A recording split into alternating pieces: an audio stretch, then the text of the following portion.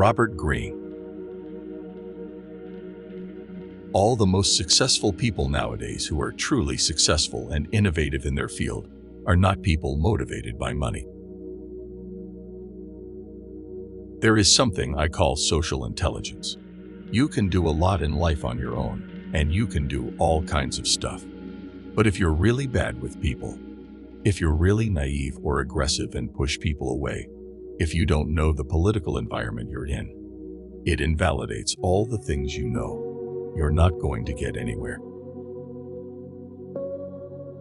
When you show yourself to the world and display your talents, you naturally stir all kinds of resentment, envy, and other manifestations of insecurity. You cannot spend your life worrying about the petty feelings of others. If we experience any failures or setbacks, we do not forget them because they offend our self-esteem. Instead, we reflect on them deeply, trying to figure out what went wrong and discern whether there are any patterns to our mistakes. I believe that everything happens for a reason, and what seems bad at first might in fact be something of a blessing. If you are unsure of a course of action, do not attempt it. Your doubts and hesitations will infect your execution. Timidity is dangerous. Better to enter with boldness. Any mistakes you commit through audacity are easily corrected with more audacity. Everyone admires the bold. No one honors the timid. Your unhappiness is a way of speaking to you. It's telling you something isn't right. People around you, constantly under the pull of their emotions, change their ideas by the day or by the hour, depending on their mood. You must never assume that what people say or do in a particular moment is a statement of their permanent desires. Everything is judged by its appearance. What is unseen counts for nothing. Never let yourself get lost in the crowd, then, or buried in oblivion. Stand out. Be conspicuous at all cost. Make yourself a magnet of attention by appearing larger, more colorful, more mysterious than the bland and timid masses. You cannot make anything worthwhile in this world unless you have first developed and transformed yourself. Understand. A person of power instills a kind of fear by deliberately unsettling those around him to keep the initiative on his side. Only create associations with positive affinities. Make this a rule of life, and you will benefit more than from all the therapy in the world. When our emotions are engaged, we often have trouble seeing things as they are. Grand strategy is the art of looking beyond the present battle and calculating ahead. Focus on your ultimate goal and plot to reach it. You have the power to think differently about who you are. You have the ability to turn off the critical voice inside of you. That's not you. That's coming from the culture. That's coming from the outside of you. You've internalized the voice of your parents, your teachers, your friends. You're always feeling powerless in life.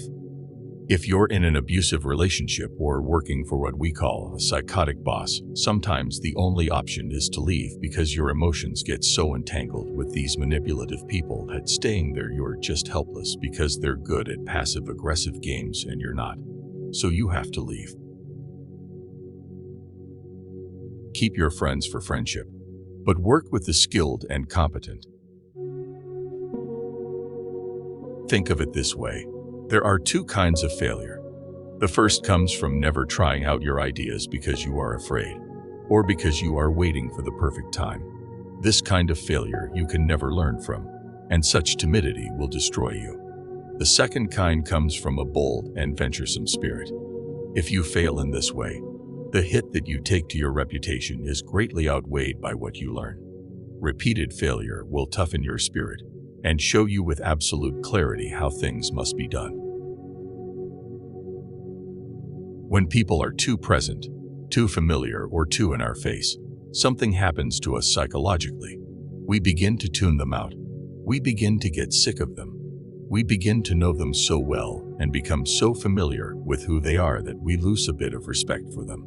You pass a certain threshold with the fact that you're too present in their lives, too much in their face, and once the threshold is passed, you're never going to repair it. They have lost a certain respect for you. Defeat them in detail. The divide and conquer strategy. Look at the parts and determine how to control the individual parts, create dissension, and leverage it. Never whine, never complain, never try to justify yourself. Life goes by very fast. And the worst thing in life that you can have is a job that you hate, that you have no energy in, that you're not creative with, and you're not thinking of the future. To me, might as well be dead. Win through your actions, never through argument. Boldness makes even the smallest animal dangerous. I have an argument that to master any field, it's simple. It's a function of time. How much you devote yourself to the process, how much experience you get, how much you're willing to expand your limits, how willing you are to develop your own style. If you're willing to put 10,000 hours, something amazing is going to happen. The future belongs to those who learn more skills and combine them in creative ways. A big problems that people have nowadays is that they can't stand moments of no stimulation in their life, so they're constantly looking for entertainment, video games. Stop shallow water from running, it will rage. Tread on a worm, and it will turn. The crown. Place it upon your head, and you assume a different post-tranquil yet radiating assurance. Never show doubt. Never lose your dignity beneath the crown, or it will not fit. It will seem to be destined for one more worthy. Do not wait for a coronation. The greatest emperors crown themselves. When you are trying to impress people with words, the more you say, the more common you appear, and the less in control.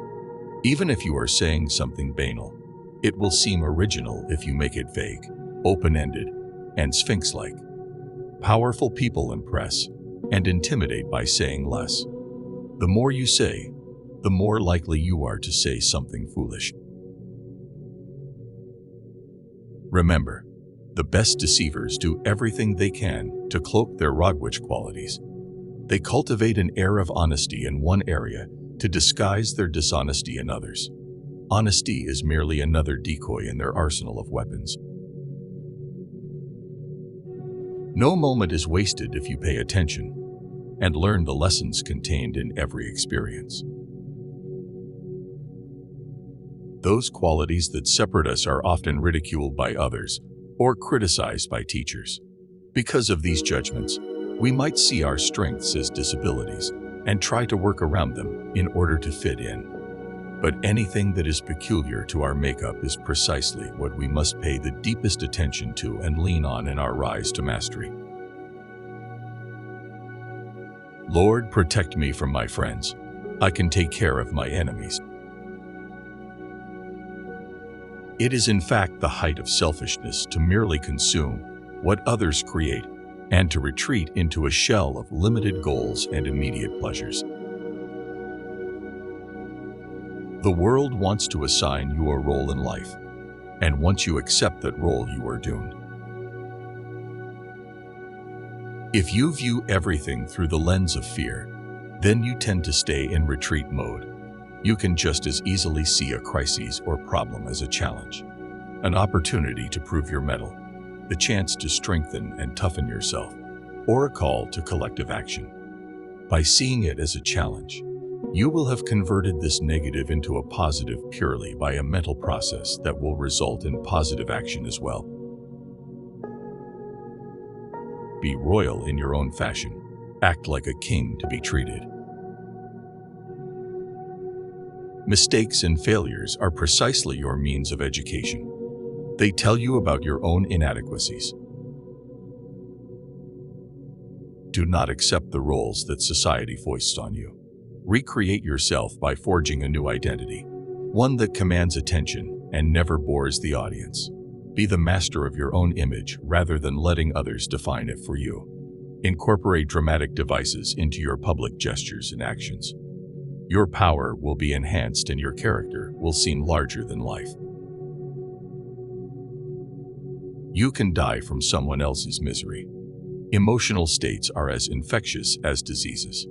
You may feel you are helping the drowning man, but you are precipitating your own disaster. The unfortunate sometimes draw misfortune on themselves. They will also draw it on you. Associate with the happy and fortunate instead. Mastery is not a function of genius or talent. It is a function of time and intense focus applied to a particular field of knowledge. Never assume that the person you are dealing with is weaker or less important than you are. Some people are slow to take offense, which may make you misjudge the thickness of their skin and fail to worry about insulting them. But should you offend their honor and their pride, they will overwhelm you with a violence that seems sudden and extreme given their slowness to anger. If you want to turn people down, it is best to do so politely and respectfully, even if you feel their request is impudent or their offer ridiculous. Appearing better than others is always dangerous, but most dangerous of all is to appear to have no faults or weaknesses. It is smart to occasionally display defects and admit to harmless vices, in order to deflect envy and appear more human and approachable. Only gods and the dead can seem perfect with impunity. True genius, in strategy or anywhere, lies in self-control, self-mastery, presence of mind, fluidity of thought. Never waste valuable time or mental peace of mind on the affairs of others. That is too high a price to pay. You must always be prepared to place a bet on yourself, on your future, by heading in a direction that others seem to fear. Understand, people will constantly attack you in life. One of their main weapons will be to instill in you doubts about yourself, your worth, your abilities, your potential. They will often disguise this as their objective opinion, but invariably it has a political purpose. They want to keep you down. Understand, you are one of a kind. Your character traits are a kind of chemical mix that will never be repeated in history. There are ideas unique to you, a specific rhythm and perspective that are your strengths, not your weaknesses.